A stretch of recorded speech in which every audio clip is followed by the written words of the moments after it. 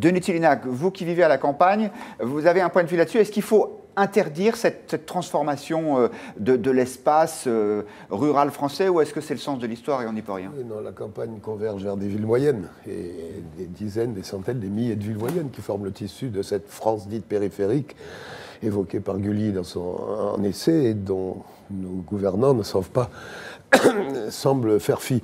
Oui, moi je crois que Hulot n'a pas tort de dire que les ronds-points, les ZAP, les ZUP, tout ça qui prolifèrent et qui font des centres-villes, des espèces de mini-lieux touristiques, de zones piétonnières, et puis comme ça prolifère au détriment éventuellement de terres cultivables.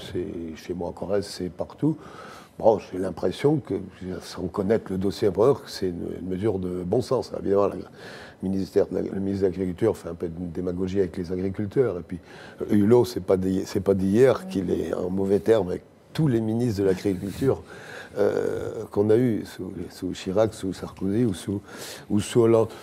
Moi, je serais, sur le coup, je serais assez... je n'ai pas une immense sympathie pour Hulot par ailleurs, mais en l'occurrence, oui, il a mis le doigt sur quelque chose qui mérite d'être... Et si les taxes permettent de ralentir ce mouvement absurde, parce que ça s'étire, la plupart des hangars sont vides, c'est des zones en déshérence la plupart du temps, mais qui sont ruinées pour l'agriculture. Et les chiffres que vous citez sont quand même éloquents.